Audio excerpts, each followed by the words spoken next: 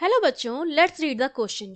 The question is a spring with one end attached to a mass and the other to a rigid support is stretched and released. ठीक है, हमने क्या किया, हमारी जो situation है वो कुछ इस तरह की है.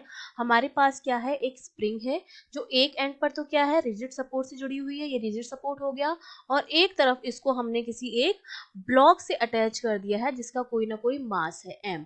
उसके बाद हमने क्या किया है, इसको स्ट्रेच किया है. जब हम इसको स्ट्रेच करेंगे मतलब हमने यहाँ तक लेके आए इस ब्लॉक को.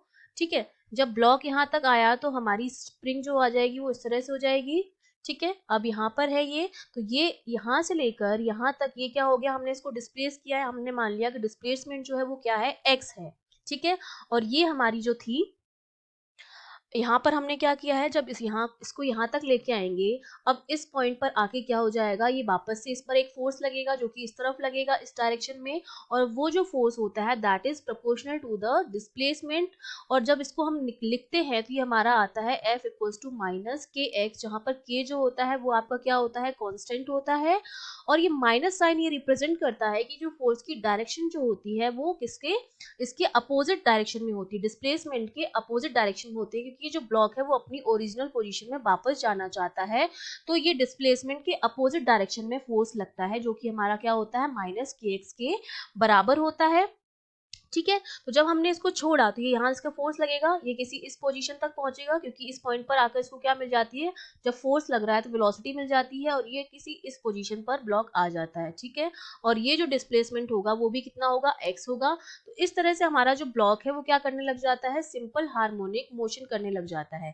जब भी किसी स्प्रिंग से जुड़े हुए ब्लॉक को हम स्ट्रेच करके रिलीज करते हैं तो उसमें क्या होने लग जाता है, सिंपल हार्मोनिक मोशन जो होता है वो होने लग जाता है.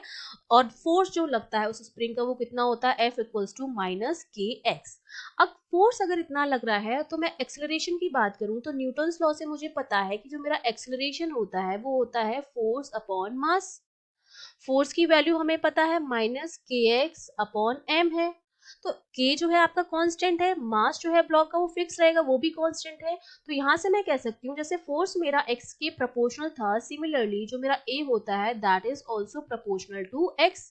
ठीक है, x की वैल्यू के क्या आता है, प्रोपोर्शनल आता है. मैग्नीट्यूड जो होता है एक्सेलरेशन का वो डिपेंड करता है x की वैल्यू पर विच इज द डिस्प्लेसमेंट.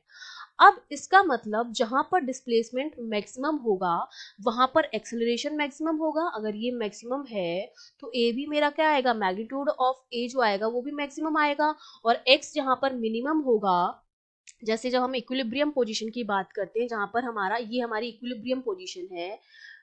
ठीक है, यहाँ पर हमारा x की वैल्यू जो है वो क्या है, 0 है. तो इस पोजीशन पर हमारा जो एक्सेलरेशन जो होता है, अगर x 0 है इक्विलिब्रियम पोजीशन पर, तो हमारा जो a जो होता है वो भी क्या आएगा, 0 आता है इक्विलिब्रियम पर. ठीक है, तो अब हम अपने पॉइंट्स देखते हैं.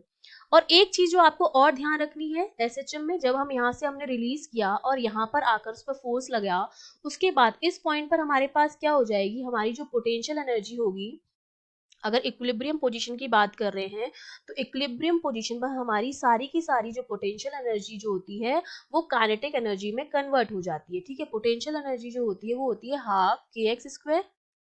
ठीक है, जब हम इक्विलिब्रियम पोजीशन पर आते हैं तो एट इक्विलिब्रियम हमारी सारी की सारी जो पोटेंशियल, क्योंकि एनर्जी जो होती है वो कंजर्व रहती है. ठीक है, तो एट इक्विलिब्रियम हमारी जो पोटेंशियल एनर्जी होती है that is converted into kinetic energy. और काइनेटिक एनर्जी हमारी कितनी होती है, के इक्वल्स टू हमारी होती है हाफ एम वी स्क्वायर. अगर इक्विलिब्रियम पर हमारी सारी की सारी पोटेंशियल एनर्जी काइनेटिक एनर्जी में कन्वर्ट हो रही है, मतलब इस पॉइंट पर जो v होगा, जो स्पीड होगी वो हमारी क्या होगी, मैक्सिमम होगी. अगर काइनेटिक एनर्जी में कन्वर्ट हो रही है तो इसका मतलब इक्विलिब्रियम पर हमारी स्पीड जो होती है वो क्या होती है, मैक्सिमम होती है. और उसका रीजन यही रहता है कि हमारी इक्विलिब्रियम पर पोटेंशियल एनर्जी जो होती है that is converted into kinetic energy. और काइनेटिक एनर्जी जो होती है that is half M V square. जब सारी की सारी एनर्जी जो है काइनेटिक एनर्जी ही है, दैट मीन एम तो आपका फिक्स है, हाफ फिक्स, इसका मतलब वी जो होगा आपका वो क्या होगा, मैक्सिमम होगा. ठीक है, और एक चीज आपको और ध्यान रखनी है, अब आपने यहाँ पर जब मैंने ये एसएचएम का डायग्राम बनाया है तो दो पॉइंट्स पर, एक तो इस पॉइंट पर आपकी वेलोसिटी जो है वो क्या है, 0 है. ठीक है। और एक इस पॉइंट पर आकर आपकी स्पीड जो है वो जीरो हो रही है, तो 2 पॉइंट पर आपकी स्पीड जीरो है।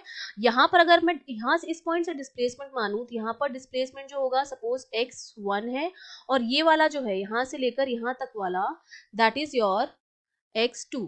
तो देखिए अगर जब अब मेरा इस पॉइंट पर जब मैं हूं, जब मैंने उसको स्ट्रेच किया है, ठीक है, और जब यहाँ पर कंप्रेशन, एक तो इलोंगेशन वाली कंडीशन हो गई, मैक्सिमम इलोंगेशन हो रहा है जब x2 की वैल्यू आ रही है, और यहाँ पर आपका जो हो रहा है वो क्या हो रहा है, कंप्रेशन हो रहा है मैक्सिमम।